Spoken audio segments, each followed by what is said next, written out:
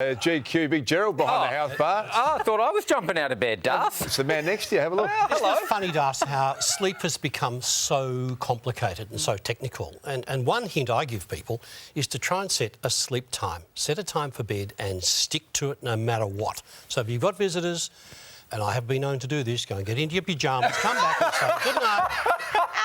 Good night. I've heard your pyjamas match your shirts and they're all pink from head to toe. It helps me sleep, but it's one way. But it's just a state, we're in a 24-hour society these days, aren't we? So we're go, go, go all the time. So naturally there's a build-up of tension and stress and got to do it but in your brain constantly. Sometimes I struggle to wind down, as Rach was saying about screen time, but also my body is a bit sore. So how can we ease an aching body to help us sleep? The classic mineral, Heinzie, is magnesium. So it acts, there's about 300 biochemical reactions that magnesium works on. And it works mainly in muscles and tendons and ligaments. And it works superbly in your shoulders and your neck because that's where most of the tension.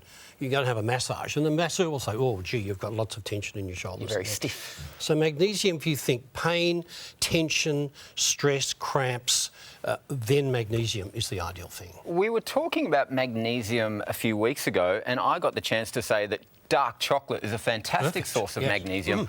What other foods are high in magnesium? Well, if you put dark chocolates around nuts, so cashews and almonds, then it's a perfect combination. But there's quinoa and spinach and some fortified breakfast cereals as well. So, look, all of these things are important, but really it's the important thing is to look at foods that we know are magnesium rich. All right, so that's our muscles taken care of. What about switching off a busy mind?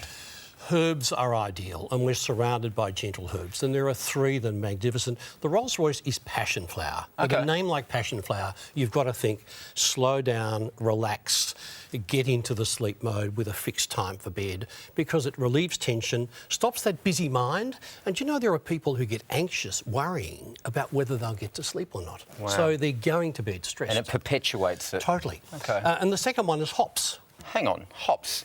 So what you're telling me is I can have a good big beer before bed? No, I thought you'd pick up on... No, it's a different hop. So the hops... Here? No, well, yes, that's the hops herb, but that comes from the part of the herb which is called a strobial, a bit like a pine cone. Okay. And the hops in beer is the tips of the hops. So it's a little different, the hops plant. So it is different.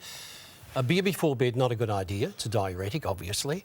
But hops tends to, again, settle a busy mind. So we're talking hops, passionflower. Who would be good to take this combination? And don't forget Ziziphus, which is the other one, which is the traditional Chinese medicine herb. Ziziphus, hard to say, especially if you're half asleep. Ziziphus, Korean and Chinese medicine.